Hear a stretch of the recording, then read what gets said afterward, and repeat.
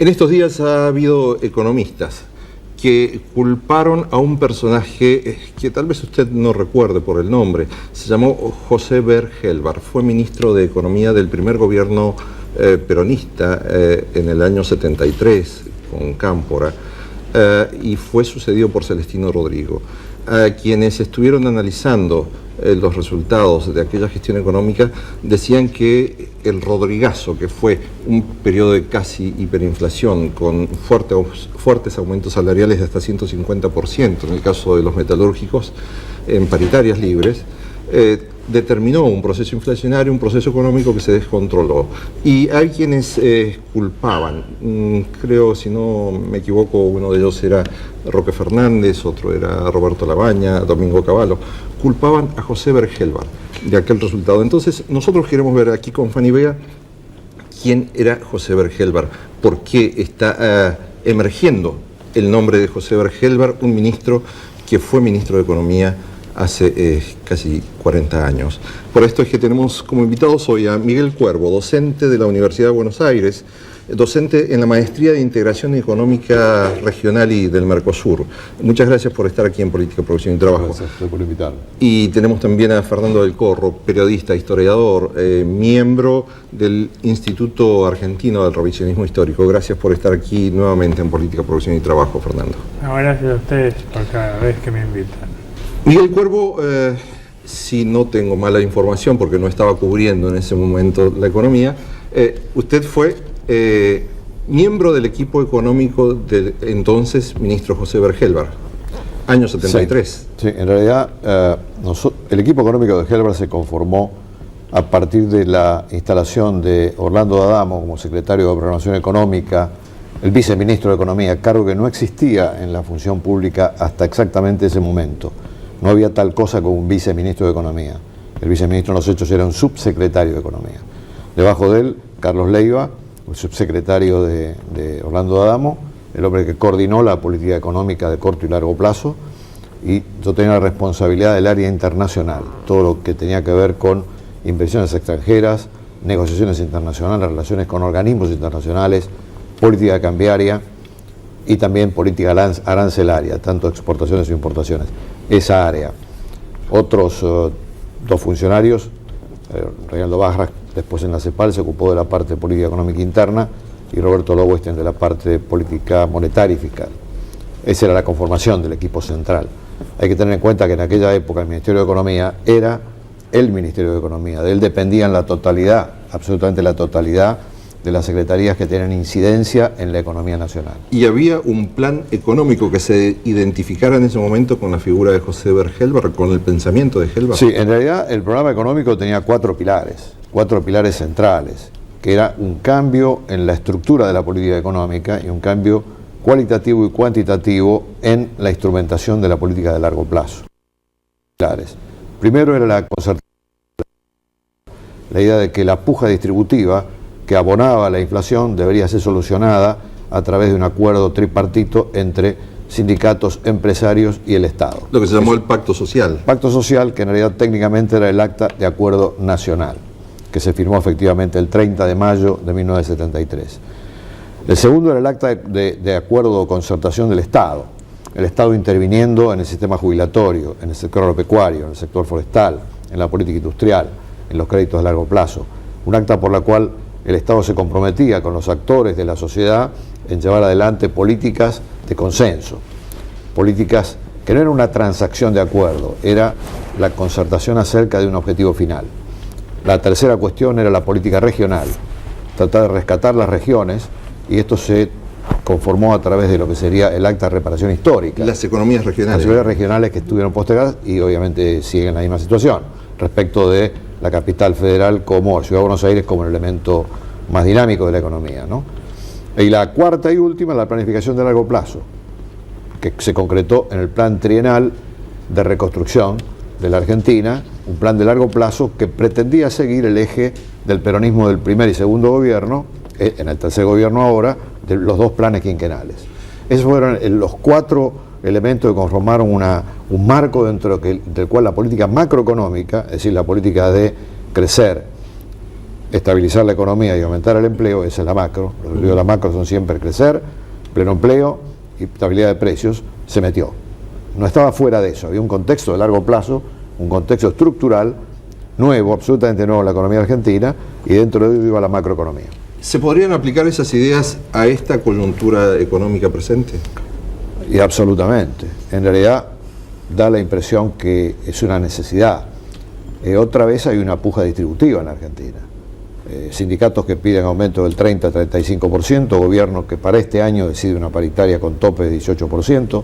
En los hechos prácticos el gobierno no está homologando acuerdos de paritaria privados entre sindicatos y empresarios que superen el 18% de aumento para este año. No lo está homologando. Está ocurrido con los metalúrgicos, con la alimentación, con los gastronómicos, con el sector pecuario. De alguna manera también ha ocurrido con el calzado y el cuero, básicamente el calzado. En fin, no están homologando estos contratos. Hay una puja distributiva. Y la idea es que es el huevo o la gallina. Si aumentan los salarios, aumentan los precios, o los salarios compensan el aumento de precios. Pero también hay una... El acuerdo social tiende de alguna manera a poner arriba de la mesa a todos los actores y ver qué les hace falta, pero lo que es necesario es que el Estado esté. Si el Estado no está, simplemente es una conversación entre privados y no tiene traducción de la política económica. También se da este escenario que hay un ajuste de precios hacia lo que sería el dólar marginal, libre, blue o negro, como queramos llamarle, con las empresas tratando de preservar su tasa de ganancia en niveles que los protejan de los pedidos de aumentos salariales de los trabajadores. No, sin duda, el markup de las empresas tiende naturalmente a mantener una tasa de ganancia que hay casos en el que está en el 8 o 9% después de impuestos anualmente, y hay casos que llega al 20 o 25% de tasa de ganancia. Ahora, el dólar como referencia, el dólar blue, en la década de 60, 70, los dos precios de referencia de la economía eran el precio de la carne y el precio de la nafta. Si uno de los dos explotaba, el programa explotaba. Yo recuerdo que el programa de Krieger-Bacena, en definitiva, puedo decir que recuerdo, en realidad, el programa de Krieger-Bacena explotó por el precio de la carne. Quien alertó eso fue Moyano Llerena, uno de los grandes economistas de Krieger. Hasta recuerdo la reunión, diciendo, miren, con este precio de la carne, cuando se recupere el ciclo económico va a estallar la inflación y vamos a tener problemas. O el precio de la nafta, que se discutía si aumentamos la nafta vamos a explotar todo. Hoy es el dólar. El dólar es una referencia, y esto viene de aquella desgraciada política económica de Martínez de Oz, que es la que realmente dolarizó la economía, donde instaló el dólar como una conversación. E introdujo el dólar como una cultura de especulación. Y también, claro, naturalmente, al introducirlo como una base de referencia, lo puso en el centro de la especulación. Y hoy está ahí, lamentablemente está ahí. Justamente Fernando del Corro, como historiador, como economista, como profesor también de Historia Económica de la UBA, pensando en todos estos elementos que se han expuesto de aquel plan y este momento, ¿cuánto hay de nuestra conducta, la de los argentinos, que hace que repitamos estas historias y que no alcancemos a ver esas patas positivas que nos hacen caminar hacia el futuro? Bueno, primero, si Ricardo no se molesta, voy a hacer una pequeña corrección. A Helvar no lo reemplazó Celestino Rodrigo. No. Lo reemplazó Alfredo Gómez Morales durante unos meses y después vino Celestino Rodrigo. No, pero yo dije que hay economistas en este momento que han sido entrevistados en las principales emisoras de radio de estos días o algún canal de televisión, Roque Fernández, Labaña y Cavallo, que han puesto el foco sobre José Bergelbar, endilgándole la responsabilidad sobre las decisiones que después tomó Celestino Rodrigo.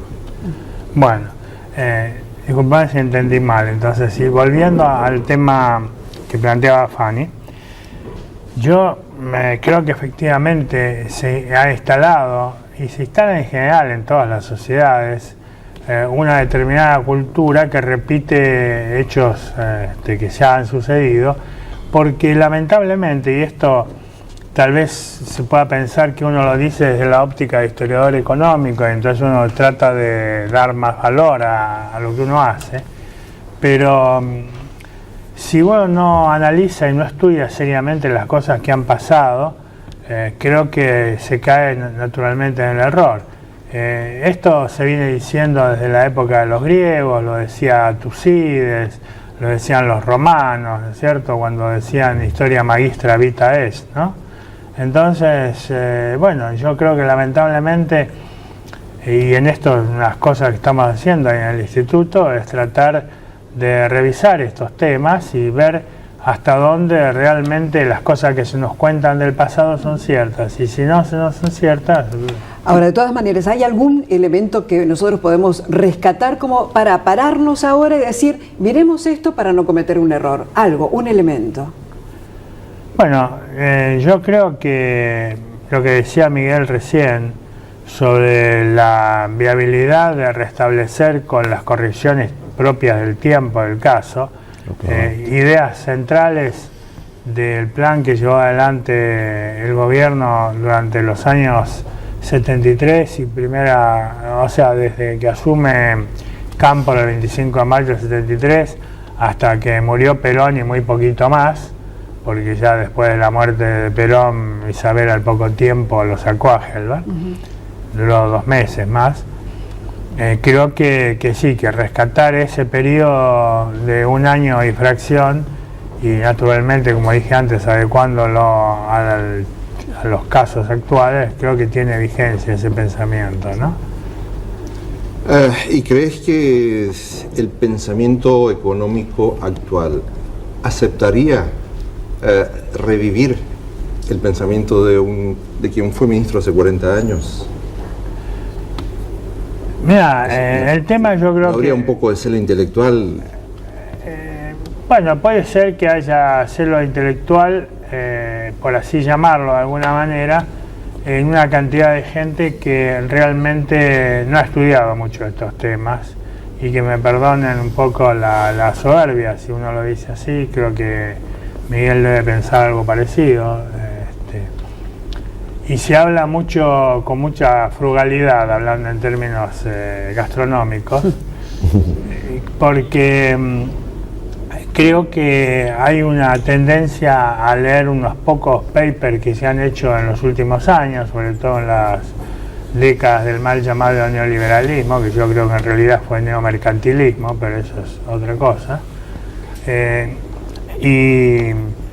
Y no hay una profundización de todas estas cuestiones de nuestra propia historia económica, ni tampoco el pensamiento de los grandes teóricos de la economía del pasado, arrancando por gente como Adam Smith, Keynes más recientemente, Ricardo. Pero ajustándonos al escenario argentino, y para cerrar este bloque, ¿crees que el pensamiento de José Ver Helvar en este momento tiene vigencia y sería aplicable? Sí, creo que sería aplicable perfectamente si se estableciera un plan económico orgánico, serio, que tuviera una proyección no solamente pensando en el mercado interno, sino también en una proyección de la Argentina hacia el mundo, en donde hay que desarrollar todas las perspectivas en las áreas donde la Argentina tecnológicamente no está en rezago, en las áreas de manufacturas como la del cuero, por ejemplo, que es un tema que podría ser vital para que ocupáramos un lugar muy importante en el mundo.